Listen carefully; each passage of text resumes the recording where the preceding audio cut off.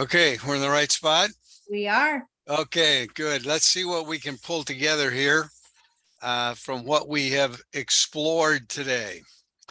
I'm going to make this statement. The human condition has improved immensely, and immensely since the beginning of time, certainly since the 1980s.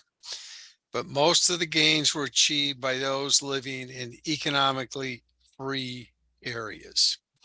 Now, before I jump into these final slides, I did see some comments in the chat after my earlier remarks about the institutions and about colonialism and property rights.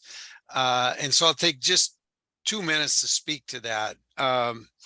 It is true that in most of those cases, the property rights were pretty much informal. I think somebody identified that right. And the Northern Europeans came in and established property rights, really took the land away, if you will. The question is, did they also bring the institutions that fostered what economic growth there was? And I do leave that as a question. I don't want to presume I have the answer.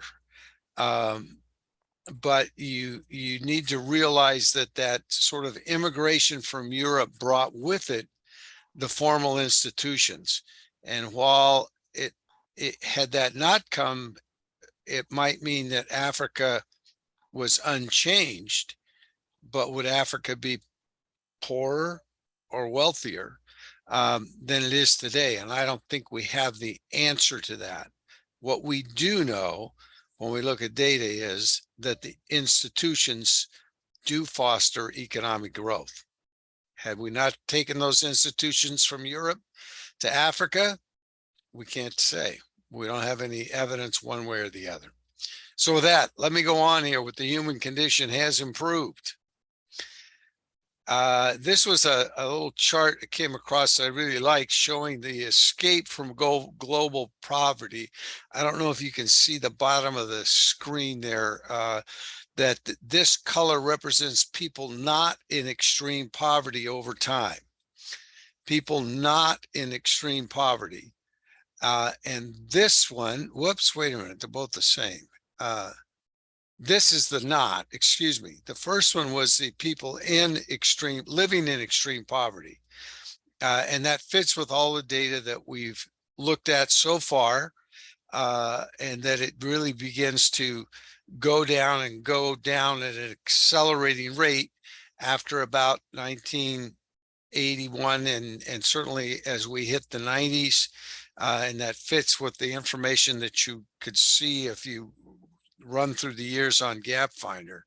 But this one, I think, is in lots of ways the more dramatic, because remember, this is saying people not living in extreme poverty. So that's back at the, if you will, the bottom of the list. That's our $1.90 a day. And yes, there are fewer people. But on the other side of that, these are the people not in extreme poverty. And look how many more there are over the last 20 years. So not only are we shrinking the bottom, we're growing the top half of that graph. And it looks like almost a faster rate, certainly numerically larger numbers, than we are shrinking the bottom of it. So aside from bringing people out of poverty, there are millions of people being born, if you will, out of poverty, so that portion of the graph continues to grow.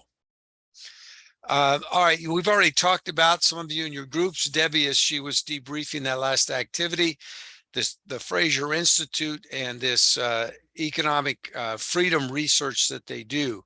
And I just want to spend a few minutes here and go through a few of their conclusions, and most particularly their correlations. So pretty much you all have hit this, but I'll give you a minute just to read that. I don't need to read it for you.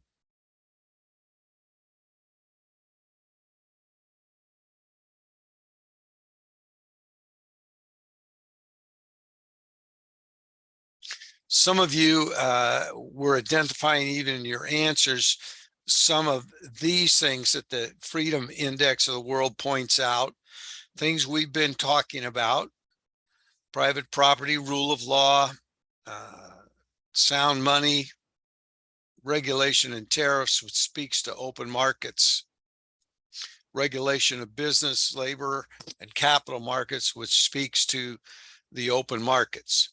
Now, when they do this Freedom Index of the world, they divide, they take a look at what Debbie helped me out here. I think we're at about 190 some countries now that they take a look at, if I remember right. Do you have that on the top of your head? Nope, that's all right. We're No, but I can close. find out. And they rank those from most free to least free. And then they take and break those into quartiles, so into fourths. So quartile 1 would be the fourth of that list that is most free. Quartile 4, the fourth of that list that is the least free. All right. And as they look at that, why are those, that economic freedom important? It's all of those things that we've talked about as we've gone through the day, and what that can do for economic growth and what the economic growth can do for human development. Just to give you a sense of where things land on that list, here's the top 10 for 2021 in their ranking of the economically most free. There's their top 10. And there is their bottom 10. And that's only to sort of give you a sense. Some of those countries we've talked about, many of them we haven't, but that's where they put them on the freedom ranking, not necessarily economic ranking, but a freedom ranking. So then if we go back to this map that I showed you earlier about where are the poor, with the per capita GDP, and then look at the map from Fraser, their economic freedom of the world map, that blue being their most free, the red being their least free, the green the second quartile, and the orangish rust color the third quartile. If you look at that for a minute, where the freedom is, and look at where the economic development is, they track very closely. The per capita GDP higher in those countries that are the most free, lowest in those countries that are least free, all tracking with what we've been talking about this morning. So then they do a number of correlations for us and produce these nice little graphs. This one looks at economic freedom and per capita income, which we were just doing on that map. Here it is in a bar graph. So the red column represents the quartile of countries that are the least free. The blue column, the quartile of countries that are the most free, and then looks at the per capita income of those countries averaged together in that quartile. And you can see the dramatic difference between the most free at 50,000 and the least free at 5,000. Economic freedom certainly seems to have something to do with the per capita GDP. Income share of the poorest 10% and economic freedom. This is one of the more head-scratching graphs that they put out, but it has been consistent over time that they've been doing this. And it fits with our pie graph that I showed you earlier. And it wasn't really a graph as much of a picture that simply said, if you grow the economy bigger, the percentage that the poor get is going to be bigger. Because as you look at this, income share of the poorest 10%. So in the least free countries, the poor get about 2.5% of the income. And in the most free, they get a little more, 2.8% of the income.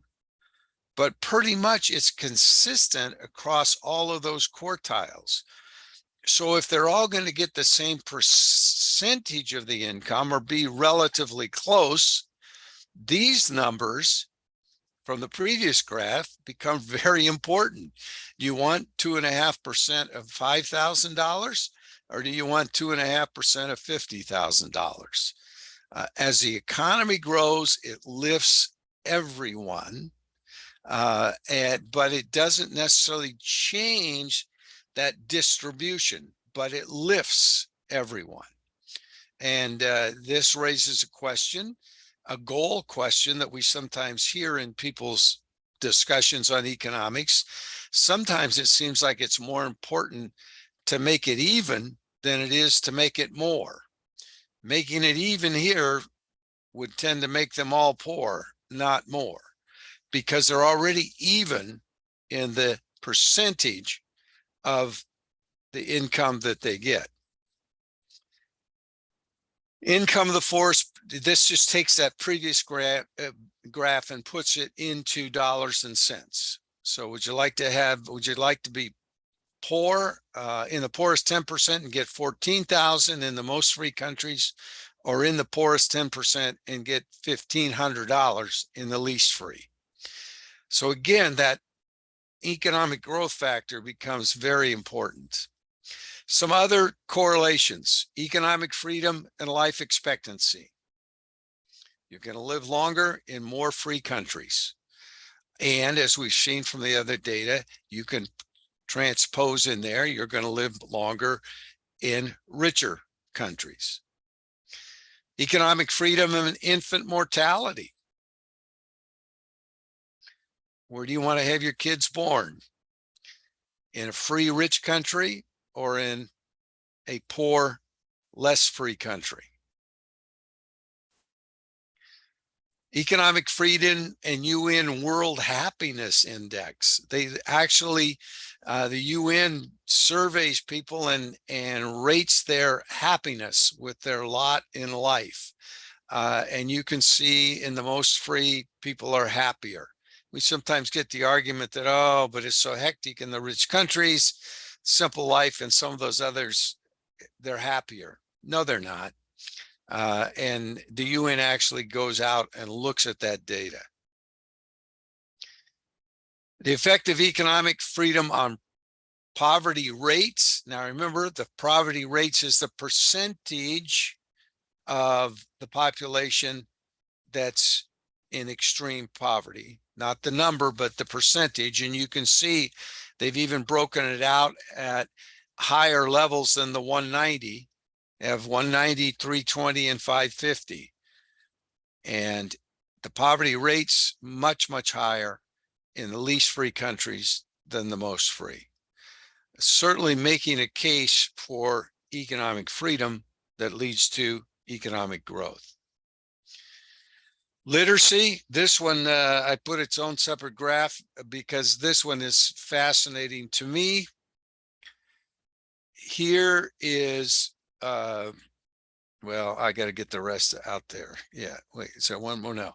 This shows literacy rates, at the bottom being the poor countries, and the top being the richer countries per capita GDP. And literacy, as you can see, tremendous growth in those countries that have experienced economic growth. This one, out of school children of primary school age, out of school children. Sub-Saharan Africa, if you want to take a look at the kids that aren't in school, you'll find the largest portion of them in Sub-Saharan Africa and South Asia. The blue and the rust on top. And so this data all just seems to correlate very strongly toward economic freedom, economic growth, and well-being of the human condition. So back to our little graph. or picture. It's kind of unfair to call it a graph. Economic growth reduces poverty. We saw that. Now, poverty reduction since 2000. Study was done to say, okay, how much of this is because of economic growth, the growth since 2000, and how much because of redistribution? Because we know the United States sends millions and millions of dollars in different forms of aid. You and I send millions of dollars through private charities to many of these poor countries. They have changed the rules of the game in some of those countries to redistribute what wealth there is. And how much does that redistribution impact? And this study said a fifth of the improvement can be attributed to redistribution efforts, and 4/5 is to economic growth. So if we want to change it, we need to change it by changing the institutions, right? So what do I do? What can I do to help my friend with those poor shoes when we started this with what is poverty? I can send him shoes. I can send him money, and that will help him. I do not want to discount redistribution in this. I do not want to discount private aid or even government aid, but none of those things will change the institutions. If I want to know that he has a pair of shoes when the ones I send wear out, I need to be doing something to help change those institutions. That is going to be the long-term solution to the end of poverty through economic growth. Redistribution does not cause economic growth. It simply improves the life of the poor, but not over time. And clearly, economic growth has proven that that is sustainable over time in most countries, but sustainable only because of the institutions. So what do we know? Till about the 1750s, extreme poverty was the standard for all of human history. Since that time, economic growth has lifted large sections of humanity to levels of unheard of wealth previous to that. And the engine of economic growth is reducing poverty rates worldwide. Those things we know. So the next time you're in a discussion about the plight of mankind, we know those things. Institutions associated with economic freedom help promote economic growth. The data is clear. So what are some of our conclusions? Standards of living across the world are higher than at any other time in all of history. I should put a little asterisk by that, except for the last 2 years because of our friend, the little COVID virus. And we don't know what that impact has done. Different countries, regions, cultures, political systems have developed at different rates. But in the past 25 years, world poverty has been dramatically reduced, human conditions improved, even in the poorest countries, though those countries are still very poor. Why? Because institutions matter. It's been the improvement of private property, rule of law, open markets, entrepreneurship, and innovation. I think that's it. So, questions, answers. We still got a Cahoots activity going. I've lost track of the time, Debbie. But are there any questions before we move on? Raise a hand, whatever. I'll stop sharing my screen. Christian has a question. Okay, Christian. Fire away. I was just curious. You had mentioned that on institutions, before you wouldn't hit on it as much, right? When you would teach or when you would cover this, what changed? What changed? Really, scholarship changed. scholarship and some studies. If now I've got grayer hair than anybody else I'm looking at, maybe Bradley there and I could match up. I don't know. uh, and if you go back to the 70s, the 80s, lots of big fat books written on economic development and lots of different theories about what it took for a country to develop economically.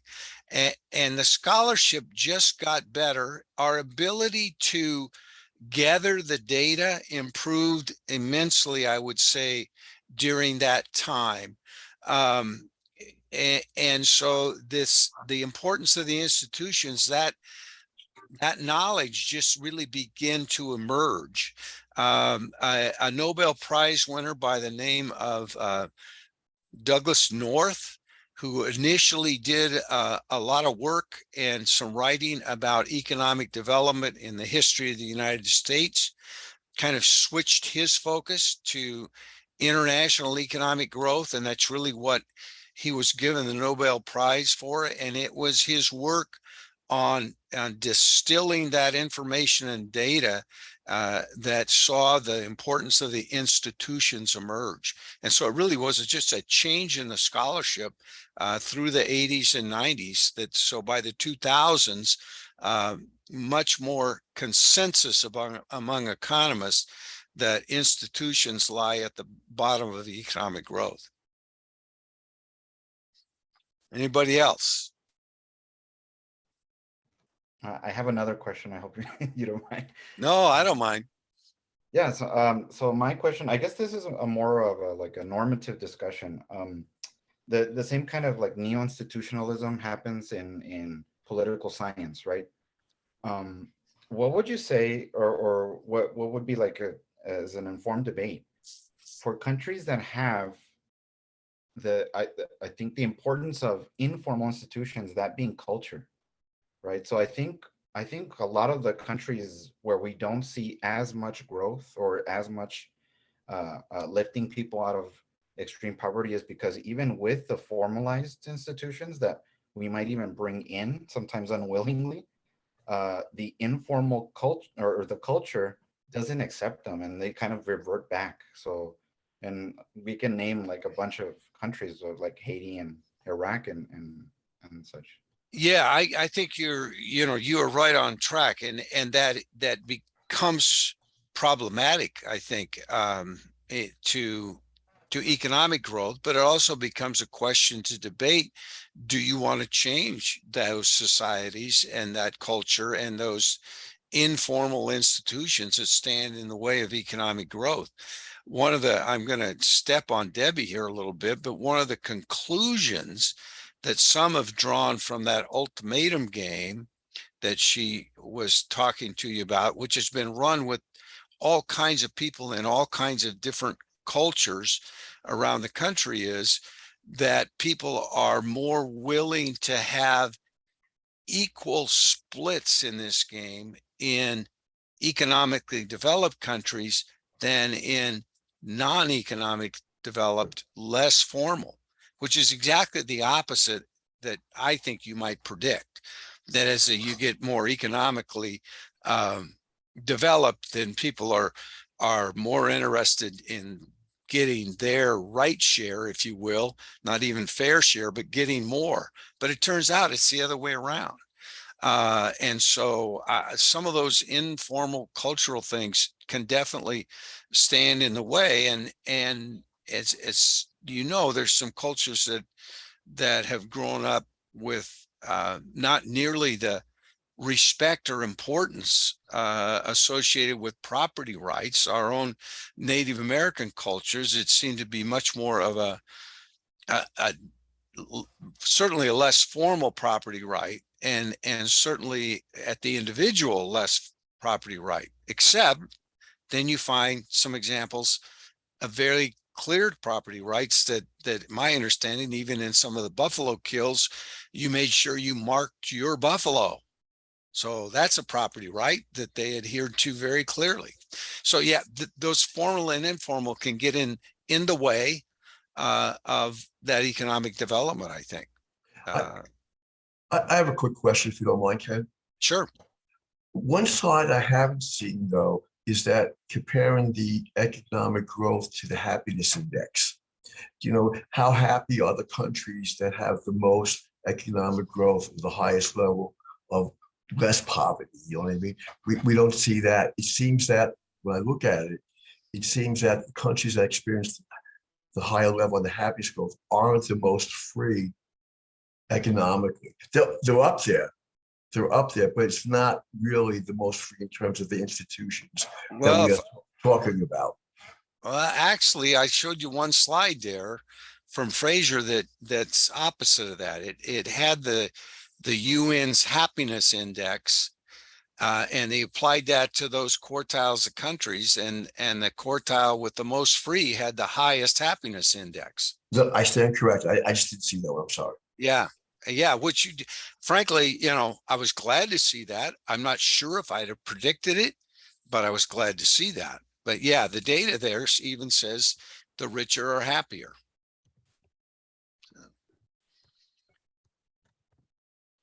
So Debbie, you ready for a Cahoots? Looks Yeah. like it.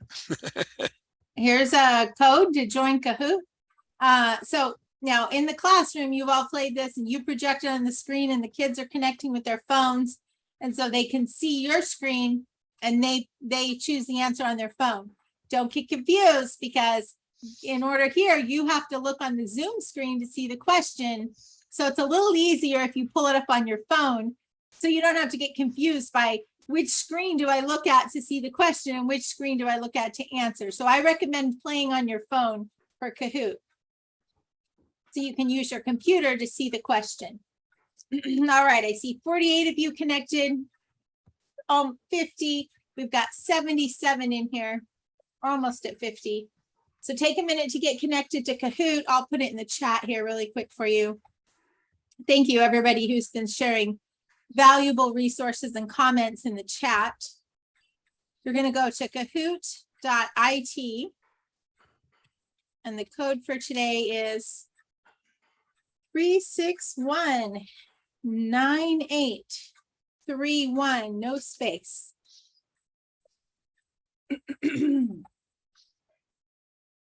All right, we're going to go ahead and get started. Wealth, poverty, and the human condition, all things we've been talking about today. Your first question is, finish the economic reasoning proposition. People choose and individual choices are what? Only ours to make, always in the future, the source of social outcomes, or costly.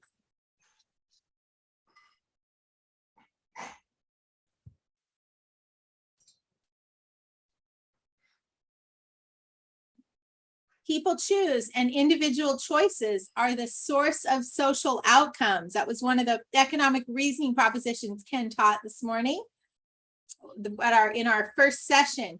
We make choices, but collectively our choices together can result in social outcomes that are bigger than any of us, including things like pandemics. All right, let's see. 25 of you chose that correct answer. Let's see who's on the leaderboard. Ashley Rice is in the lead with William Schwan and Jacqueline Black right behind. Question 2, what are the rules of the game that influence choices? Are they institutions in red, opportunity costs blue, incentives yellow, or green, laws?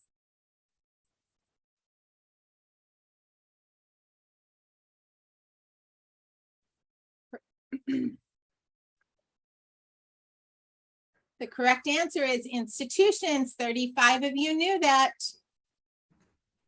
And our leaderboard puts Lisa Love now in second place and Kelsey is in third place. Question number 3, which is not true? All costs are to people, are foregone benefits, are in the past, are opportunity costs. Which one of these are not true when we talk about costs?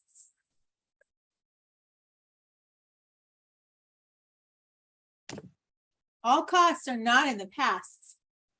All costs are in the future.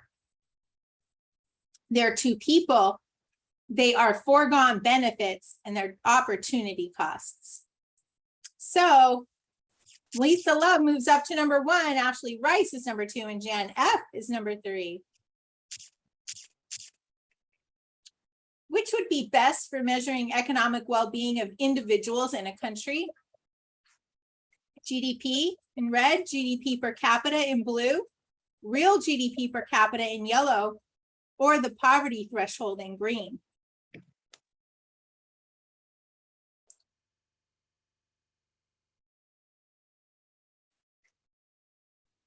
Real GDP per capita, real meaning it's adjusted for inflation, per capita meaning per person. 40 of you got that right. Kelsey moves back up into 3rd place. How much of poverty reduction since the year 2000 can be attributed to economic growth? 1/5, 2/5, 3/5, or 4/5?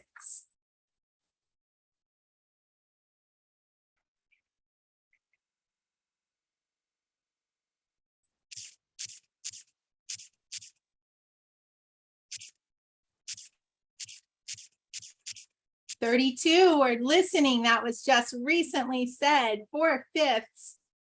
And Kelsey moves up into 2nd place. Christian is now in the top 3.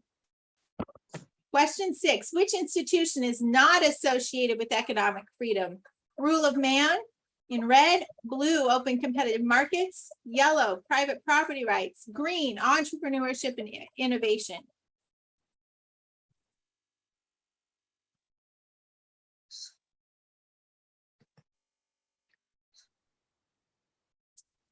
Oh, that one was way too easy. It is rule of man. That should be rule of law. Our leaderboard didn't change much, but Ashley moved back up to 4th place. Voluntary trade, fill in the rest, creates a winner and a loser, is more likely when property rights are defined and enforced, requires common ownership of resources, transfers wealth, but does not change overall well-being.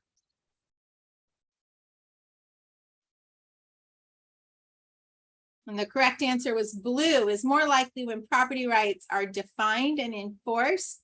4 of you got that, 44 of you got that correct. Lisa Love is in the lead. Jan is on fire, and we are going into our last question. On your marks, get set, go. Finish the ERP. Understanding based on what imparts value to opinions? Knowledge and evidence, weighed costs and benefits, sound logic, or economic principles?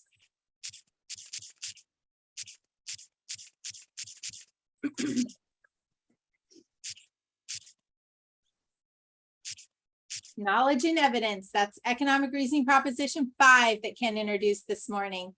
Evidence, understanding based on knowledge and evidence imparts value to opinions. Let's see who's in the podium. Okay, Marissa, take a note of who's winning Amazon gift cards. Is it JB? Who's JAIB? And then in 2nd place, Christian Tinnick and Lisa Love in 1st place. So take notes of all of those names. And JAIB, who is that? Jasha Bruce. Let's see. Marissa, do you see all of those people on the roster? Yes. Okay. So if you're one of those people, private message Marissa in the Zoom chat, the email address that you would like her to send your $10 Amazon gift card so she can send those. And let me get back over here. Here is the link. Oh, let me back out so I can stop that Zoom. We can stop hearing the Zoom noise. There we go, or the Kahoot music. There we go. All right. Okay, so to wrap things up for today, this is the link right here to the, oh, I didn't copy it. Oh, hold on a second.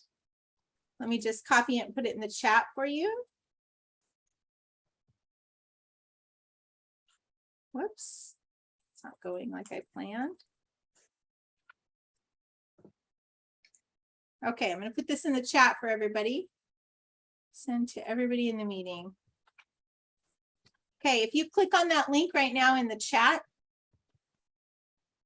you will see a copy of it'll send you to a folder, and that folder, I should check and make sure it works myself. It should look like this. And the only thing I'm missing, Ken, is your slides. So if you want to send me your slides, I will add them in here. Okay. And in here, you will also see, I'm going to mute some of you guys here, or you can mute yourself and then I won't have to mute you. There we go. It has the agenda for today. If you need to show that for, I don't know, work, professional development or something, it has the team slides that we use, the activity slides. It has the University of Colorado credit assignment instructions. It has the instructions for how to register for the University of Colorado. It has the World Poverty Map survey instructions if you were going to do it in person. It has the instructions for that survey, also for face-to-face. And then we'll add in Ken's slides in here as well. Will also be in that folder. The second thing I'm going to put up here is this one. This is upcoming programs that we have. So we have an online program that just started. You're probably too late for that program, but we will have some other, we frequently have online programs that last for like a semester. You can earn like 3 credits for those types of programs. We do have another one-day seminar coming up that's like the fundamentals of environmental economics. And we have an economics of disasters. Those programs are just like this. They're on Saturdays. We have some workshops. Those are like 1.5-hour programs. So the September 7th already happened, but we have a new one coming up October 5th, teaching entrepreneurship in today's high school classroom. And we'll have a webinar with our favorite webinar professor, Scott Beyer. If you haven't, he's from Clemson. And he'll talk about kind of teaching, he usually does a state of the economy kind of update for us.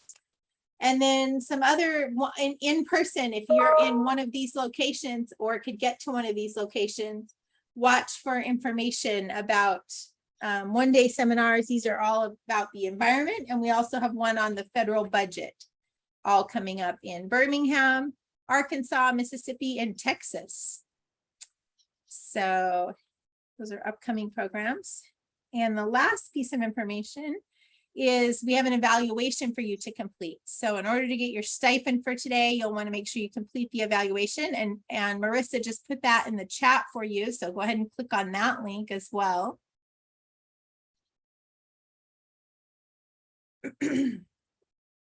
Any other information they need, Marissa? No, that'll be it. Just do the survey. Okay. And then once we have that survey from you, then they're able to process your, oh, it says not found. Is that what you mean, Jeannie? Let me try. Yes, mine said not found. Oh, I just tried, it came up. I've got a 404 not found.